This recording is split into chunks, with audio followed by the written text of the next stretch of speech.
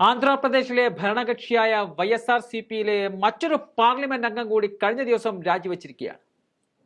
VPR എന്ന അറിയപ്പെടുന്ന വെമിറഡി പ്രഭാകർ റെഡ്ഡിയാണ് ജഗൻമോഹൻ റെഡ്ഡിയുടെ ഏകാധിപത്യ നിലപാട് ചോദ്യം ചെയ്തുകൊണ്ട് പാർട്ടിയിൽ നിന്നും രാജിവെച്ചിരിക്കുന്നത്. YSRCP ടിക്കറ്റിൽ രാജ്യസഭയിലേക്ക് തെരഞ്ഞെടുക്കപ്പെട്ടയാളാണ് VPR. രാജിക്കത്ത് മുഖ്യമന്ത്രി ജഗൻമോഹൻ റെഡ്ഡിക്ക് ഇമെയിൽ വഴി അയച്ചു കൊടുക്കുകയായിരുന്നു.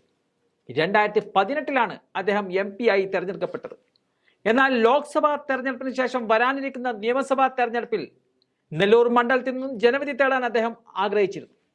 എന്നാൽ അദ്ദേഹത്തോട് പോലും ചോദിക്കാതെയാണ് തന്റെ പാർലമെന്റ് മണ്ഡലത്തിലെ നിയമസഭാ സീറ്റുകളിലേക്ക് പാർട്ടി സ്ഥാനാർത്ഥികളെ ജഗൻമോഹൻ റെഡ്ഡി തെരഞ്ഞെടുത്തത്.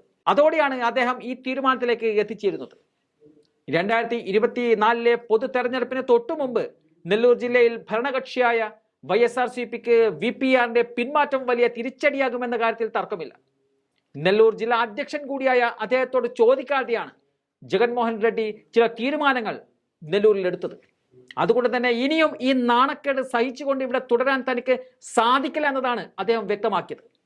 ഭാവി തീരുമാനം എങ്ങോട്ട് എന്ന് അദ്ദേഹം ഇതുവരെയായും പ്രഖ്യാപിച്ചിട്ടില്ല എങ്കിലും ചന്ദ്രബാബു നായിഡുവിന്റെ TDP ഇതിനോടകം തന്നെ അദ്ദേഹവുമായി ആശയവിനിമയം നടത്തി കഴിഞ്ഞിട്ടുണ്ട് എന്നതാണ് പുറത്തേക്ക് വരുന്ന വിവരം.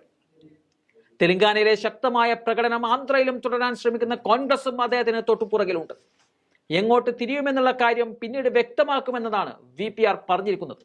എന്തായാലും തുടർഭരണം ആഗ്രഹിക്കുന്ന ജഗൻമോഹൻ റെഡ്ഡിക്ക് കനത്ത തിരിച്ചടി തന്നെയാണ് ഇദ്ദേഹത്തിന്റെ ഈ രാജിയിലൂടെ ആന്ധ്രയിൽ ഉണ്ടാകാൻ പോകുന്നത്.